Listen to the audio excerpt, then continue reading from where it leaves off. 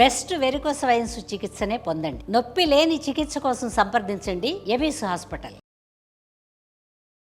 నమస్తే రమగారు. నమస్తే జయ. రమగారు, మనకి వైకుంఠ ఏకాదశి ఉంది. ఉత్తర ద్వారం ద్వారా స్వామివారిని దర్శించుకోవాలని ప్రతి ఒక్కరూ కోరుకుంటారు. మీరేం చేసేవారు? మీరు ఎప్పుడైనా వెళ్ళారా అట్లా స్వామిని? ఎక్కడైనా ఏదైనా ఆలయంలో దర్శించుకునే అవకాశం దొరికిందా మీకు? చాలా ఏళ్ల క్రితం భద్రాచలం వెళ్ళాను నేను. ఎప్పుడో మా అమ్మ మా పెద్ద బావ కూడా ఉన్న రోజుల్లో, ఎప్పుడో చాలా కాలం క్రితం. నా పెళ్లి కూడా కాలేదు. ఒకటి ఏకాదశికి భద్రాచలం వెళ్ళాం. రష్, భయంకరమైన రష్. ప్రతి ఆలయం అలానే ఉంటుంది కదండి, ఇంచుమించుగా. అంటే అదేదో విశేషమైన ఆలయం కాబట్టి అని అనుకోవడానికి వీల్లేదు. ఇప్పుడు ప్రతి విష్ణు ఆలయము ప్రతి చోట ఉత్తర ద్వార దర్శనానికి బారులు తీరుతారు. శ్రీనగర్ కాలనీ వెంకటేశ్వర స్వామి దేవాలయానికి ఇక్కడ ఉన్న శివాలయపు సందు నుంచి ఉంటాయి. అవును, మెయిన్ రోడ్ నుంచి లైన్, శివాలయం సందులో నుంచే లైన్ ఉంటుంది. నిగమాగమ అవతల బయట వైపు నుంచి లైన్ ఉంటుంది. ఇంతే. ఇంకా మామూలుగానే ఏకాదశి ఉపవాసం ఉంటాను. ఈ మధ్య కాలంలో ఎప్పుడు కాలంలో ఎప్పుడు ఎక్కడికి వెళ్ళలేదు. మొన్న మన టీటీడీది ఆన్లైన్ ఇది వేశాను. అసలు ఆ ఆన్లైన్ డిప్పు ఎవరికి వస్తుందో ఎప్పుడు రాదు. నాకు 2 ఏళ్ళ నుంచి వేస్తున్నాను. ప్రతి నెల ఎందుకు నీకు రాదు మానేయమంటారు మా వాళ్ళు. ఆ 18వ తారీఖు 10 అయ్యేసరికి నాకు చేతులు దురద పెట్టేస్తాయి, వేసేసేయాలి. రాదు. ఎప్పటికైనా లక్కీ డిప్ వస్తుందేమో అని చూస్తాను. నాకు అవకాశాలు ఉన్నాయి జయ, నా దారిని నేను వెళ్ళటచ్చు. మామూలు టికెట్లు తీసుకోవచ్చు. ఏదైనా కొంచెం పరిచయం ఉపయోగించుకునే అవకాశం కూడా ఏదో భగవంతుడు రాసి పెట్టాడు. కానీ నేను ఈ అదృష్టాన్ని పరీక్షించుకోవాలని ఉంటుంది. ససేమిరా రాదు. ప్రతి నెల టెన్షన్గా 10వ గంటకి 1 నిమిషం ఆలస్యం చేయకుండా దానికి 5 నిమిషాలు ముందే లాగిన్ అయిపోయి కూర్చుంటా. అంత టెన్షన్గా చేసే పని నిజంగా నాకు తెలిసి ఇంకోటి లేదు నా జీవితంలో. అయినా కూడా 2 సంవత్సరాలంటే దాదాపుగా 24 నెలల పైన, 28, 29 నెలల నుంచి వేస్తున్నా. ఎవ్రీ మంత్ వేస్తాను నేను, కానీ రాదు. అలాగే ఇది కూడా వేసాను, రాలేదు. సరే, భగవంతుడు ఆజ్ఞ లేదని అంతే అనుకుంటా దండం పెట్టుకుని మామూలుగా మన దేవాలయాలకు వెళ్తే విపరీతమైన రష్ ఉంటుంది జయ. నేను ఏం చేస్తున్నానంటే అందరూ అనుసరించే విధానమే.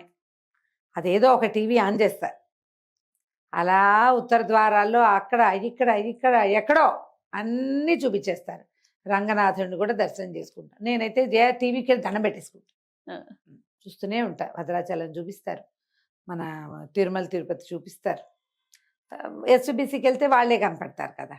అక్కడి నుంచి మనకి చుట్టుపక్కల ఉన్న కొన్ని దేవాలయాలు కూడా కవర్ అవుతాయి. రంగనాథుడు కనిపిస్తాడు శ్రీరంగం నుంచి. వాళ్ళు ఏమేమి దేవాలయాలు వేస్తారో మొత్తం అన్ని దేవాలయాలు చూసేస్తాము హాయిగా. అక్కడికే వెళ్తే ఇంత బాగా అవుతుందో అవదో, తోపులాటలు, తనలాటలు, మధ్యలో పోట్లాడుకోవటాలు, దేవాలయాన్ని చూడగలుగుతాం. అదే మనం ఇంట్లో నుంచి అన్ని చూసేస్తాం. అన్ని చోట్లకి దండాలు పెట్టేసుకుంటాం. అలా అనుకొని మనం తృప్తి పడాలి. నేనైతే అదే అనుకుంటా. నీకు ఎప్పుడు కూడా క్షేత్రంలో నివసించటము, నిలబడ్డము, క్షేత్రపు గాలిని పీల్చటం, ఆ వాతావరణంలోకి వెళ్ళటం, మాంసనేత్రంతో భగవంతుణ్ణి స్వరూపంతో దర్శనం చేయటం, అవన్నీ విశేషమే. సూక్ష్మంలో మోక్షం టీవీ. అంతే. ఏం చేస్తాం? నేను అన్ని చోట్ల శ్రద్ధగా దండం పెట్టుకుంటా, తర్వాత చెప్పుకుంటాను. ఆయన ప్రత్యక్షంగా చూసే అవకాశం ఏనాటికి ఇస్తావో కదా, ఎప్పటికో ఇస్తావు, వస్తుంది ఎప్పుడో. కానీ ఈ లోపల చక్కగా కెమెరా కాబట్టి దగ్గర నుంచి స్వామివారి తల దగ్గర చటా చూపించి సర్వాంగంగా సుందరంగా ఎట్లా అలంకరించారో స్వామివారిని, అంతా కళాత్మకంగా ఎట్లా తయారు చేశారు ఆ ప్రతిమలు, అవన్నీ చూసేసి గోవిందా గోవింద అనుకోవటం, దండం పెట్టుకోవటం. ఏకాదశి నేను ప్రతి ఏకాదశి ఉపవాసం ఉంటారు. వైకుంఠ ఏకాదశి సేమ్ డిట్టో ఇదే. అయితే మనకి దీనికి విశేషంగా చెప్పేది ఏంటంటే, దీన్ని వైకుంఠ ఏకాదశి ముక్కోటి ఏకాదశిగా చెప్తారు. పుష్యమాసంలో వస్తుంది. ధనుర్మాసం ప్రారంభమయ్యి సూర్యుడు ధనురాశి నుంచి మకర రాశి లోపలికి నడిచే మధ్య మార్గంలో ఈ ఏకాదశి వస్తుంది. ఇప్పుడు స్వామివారు వైకుంఠంలో ఉన్న ఉత్తర ద్వారాల నుంచి కనిపించాడని, ఆ ద్వారాలని స్వామి స్వయంగా తెరిచి ఆయన అక్కడ దర్శనమిచ్చాడని చెప్తారు. 3 దేవతలకి దర్శనమిచ్చాడు, 3 దేవతలతోటి దర్శనమిచ్చాడు. ఈనాడు ఆ దర్శనం చేస్తే 3 సార్లు దర్శనం చేసినటువంటి ఫలితం లభిస్తుంది. 3 కోట్ల ఏకాదశులు ఫలిస్తాయి మనకి. ఇన్ని విధాలుగా చెప్తారు. అసలు ఏకాదశి కథే వింతైన కథ. మురాసురుడనే ఒక రాక్షస సంహారానికి భగవంతుడైనటువంటి జగన్నియామకుడైన మహావిష్ణువు ప్రయత్నం చేస్తున్నప్పుడు వాడు చాలా వరాలు ఎక్కువగా ఉండటం వల్ల సులువుగా సంహరింపబడల. ఉమ్, మురాసురుడు, వాడి పేరే ముర అంటారు. అయితే ఈయన ఏం చేశారు, ఒక గుహలోకి వెళ్ళి అతన్ని సంహరించడానికి సరిపడా ఆయుధ స్మరణ కోసం ఒకంత విశ్రాంతి తీసుకున్నాడు. ఆయన విశ్రమించి ఉన్నప్పుడు ఆయన శక్తులన్నీ ఏకీకృతంగా ఉండి సేనావస్థలో ఉన్నాడు. ఈ మురాసురుడు లోపలికి ప్రవేశించి స్వామివారి మీద దాడి చేయబోయాడు. ఈ నిద్రించి ఉన్న స్వామిలోంచి ఒక అద్వితీయమైన శక్తి బయటికి వచ్చి మురాసురుణ్ణి సంహరించిందట. ఆ తనలోంచి బయటకు వచ్చినటువంటి ఆ శక్తికి భగవంతుడు ఏకాదశి స్వరూపిణి కమ్మని ఆశీర్వదించాడు. ఉమ్, నీది ఏ రోజున నీ ఏకాదశి తిథి వస్తుందో ఆ రోజున ఉపవాసం చేసిన వాళ్ళకి కోటి ఉపవాసాల ఫలితం లభిస్తుంది. నెలంతా ఉపవాసం ఉండకపోయినా పర్వాలేదు. ఏకాదశి నాడు ఉపవాసం ఉంటే నెల రోజులు ఉపవసించిన ఫలితం లభిస్తుంది. ఈ ఉపవాసం అంటే సింపుల్, కళ్ళు మూసుకుని అన్నం మానేయటం అని రాసుకుంటాం మనం. కాదు, ఉపసమీప వసనము. స్వామివారి అసలు ఉపవాసం అంటేనే సమీపంలో నివసించటము. స్వామివారి సమీపంలో ఉండటం. స్వామివారి సమీపంలో ఉంటే మనం వైకుంఠం వెళ్తామా? కాదు, స్వామి నామస్మరణ చేసుకుంటాం. అప్పుడు స్వామి దగ్గర మనం ఉన్నట్టు, మన దగ్గరే స్వామి ఉంటాడు. నువ్వు నామం చదువుతూ ఉంటే ఉంటాడు కదా మన పక్కన. అట్లా నామ సంకీర్తనతోటి ఉపవాసం చేయాలి. అయితే ఈ కాలంలో ఈ మురాసురుడు విష్ణువుకి దొరకకుండా ఉండడానికి బియ్యంలో దాక్కున్నాడని, ధాన్యంలో. అందుకని ఈ రోజున ధాన్యం తినకుండా ఉండాలని ఒక నియమం ఏర్పరిచారు. ధాన్యం అంటే వరి బియ్యం. బియ్యాన్ని వండితే అన్నం అవుతుంది. అందుకని అన్నం తినద్దు, తద్భిన్నం ఏదైనా తినాలి. అన్నం తింటే ఒంటికి కొంచెం మత్తు, విశ్రాంతి కావాలనిపించడం అవి వస్తాయి. జాగ్రత్త అవస్థ తక్కువ ఉంటుంది. ఈ ఏకాదశి నాడు ఉపవాసం పేరుతోటి నిరాహారంగా ఉండటం ఎంత ముఖ్యమో, జాగరణ పేరుతోటి తెల్లవారులు నిద్రపోకుండా ఉండటం అంత ముఖ్యం. అన్నం తింటే నిద్ర వస్తుంది, అన్నం తినకపోతే నిద్ర రాదు. నిద్రని జయించటానికి, ఆ మందకొడితనాన్ని పోగొట్టుకోవటానికి అన్న విసర్జన అవసరము. జాగారం చేయగలుగుతాం. ఇప్పుడు అట్లా మనకి నెలలో 24 ఏకాదశులు ఉన్నాయి. నెలకి 2, ప్రతి మాసానికి 2 ఏకాదశులు. ఈ 24 ఏకాదశుల్లో అత్యంత ముఖ్యమైనవి చెప్పబడే 4-5 కూడా ముక్కోటి ఏకాదశి ఇంకా ముఖ్యమైన. అవునండి. అన్నీ చేయలేకపోయినా ఈ ఒకటైనా చేయండి అంటారు. ఈ ఏకాదశి నాడు భోజనం చేయరాదు. నిద్రించకుండా ఉంటే మరీ మంచిది. ఒకవేళ నిద్రించకుండా ఉండగలిగితే జాగరణ చేసి ద్వాదశి నాడు పారణ చేసుకోవాలి. ఈ రోజున భగవంతుడు ఉత్తర ద్వారం నుంచి దర్శనమిస్తాడు. ఉత్తర ద్వారం నుంచి ప్రతిష్ట కలిగిన దేవాలయంలోని స్వామిని గనక మనం చూడగలిగితే మోక్షం లభిస్తుందని శాస్త్రవచనం అట్లా చెప్పబడింది. రమ్మగారు, ఉత్తర ద్వార దర్శనమే ఎందుకు ప్రత్యేకించి చెప్పబడింది? ఎందుకంటే ఆ రోజున, ఈ ముక్కోటి ఏకాదశి రోజున స్వామివారు వైకుంఠంలోని ఉత్తర ద్వారం నుంచి దర్శనమిచ్చారు. 4 ద్వారాలు ఉంటాయి వైకుంఠానికి. ఆ ఉత్తర ద్వారం నుంచి ఆయన కనిపించాడు. అప్పుడు ప్రజలంతా తరించారు. 2 రాక్షసుల కోసం ఆ ప్రత్యేక ద్వారాన్ని ఆయన తెరిచాడని చెప్తారు ఒక కథ. అది ప్రఖ్యాతమైన గాథ కాదు, కానీ ఈ వాక్యాలే చెప్తారు. అదేలేండి. అందుకని ఈ ఉత్తరం వైపు నుంచి గనక మనం దర్శనం చేస్తే మోక్షం లభిస్తుంది, వైకుంఠ ప్రవేశానికి అవకాశం లభిస్తుంది మనకి. అంటే దీని ప్రకారం ఒక్కొక్క ద్వారానికి ఒక్కొక్క ప్రత్యేకత ఉన్నాయి అవన్నీ. తూర్పు వాకిలి తెరుచుకుంటుంది మామూలుగా తెరుచుకునేది తూర్పు వాకిలి, ఎప్పుడు రాకపోకలు సాగేవి.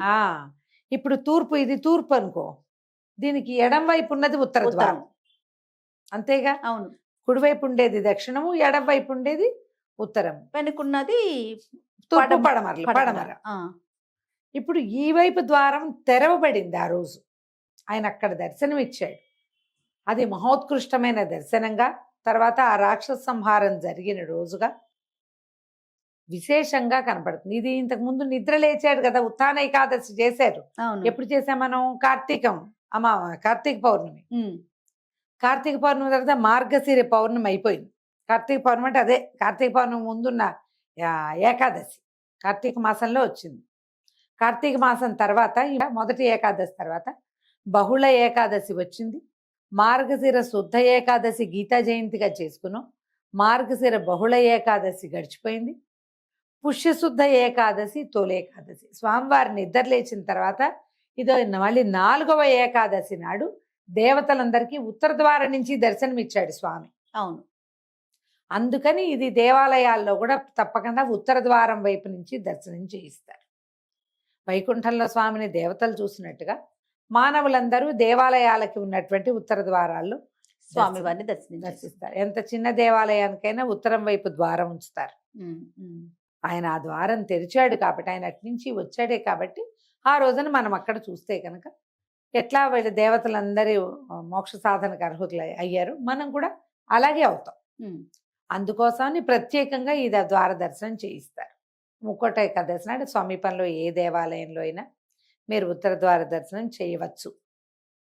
ఉపవాసం ఉండి ద్వాదశి నాడు పారణ చేసుకుని విశేషంగా దానాధికాలు చేసి ఎవరైనా వైష్ణవుడికో బ్రాహ్మణుడికో సాటి వాళ్ళు ఎవరికైనాను భోజనం పెట్టి మనం కూడా భోజనం చేస్తే ద్వాదశి పారణ చేస్తే విశేషమైన ఫలితం లభిస్తుంది. లేదా ఎవరికైనా మనం మోయనిస్తాం అంటే మన పొత్తర్లు ఇస్తారు కొన్ని చోట్ల కదా, స్వయం పాకం ఇస్తాం. స్వయం పాకము దక్షిణ తాంబూలాదులు వస్త్రాలతో పాటు బ్రాహ్మణులు ఎవరికైనా స్వయం పాకం ఇచ్చి భోజనం చేస్తే మంచిది. ఎవరెవరికి ఏ అవకాశం ఉంటే ఆ అవకాశాన్ని వినియోగించుకోవచ్చు. ఒకవేళ ఇంత ఉపవాసంగా ఉండలేరు, అనారోగ్యస్తులు, పెద్దవాళ్ళు, ఆడవాళ్ళు, గర్భిణీ స్త్రీలు, చంటి పిల్లల తల్లులు, ఉపవాసమే ఉండలేని వాళ్ళు ఉంటారు. అన్నం బియ్యంతో చేసిన పదార్థాలు వదిలిపెట్టినా కూడా పనికొస్తుంది. ఇలాంటి ప్రత్యేకమైన పర్వదినాల్లో ఇతరులతోటి దుర్భాషలాడడము, గట్టిగా ఏదైనా మాట్లాడడము, పోట్లాటకి దిగటము, గొడవలకి దిగటము లాంటివి చెయ్యొద్దు. సాధ్యమైనంత విష్ణునామ సంకీర్తన చేసుకోండి.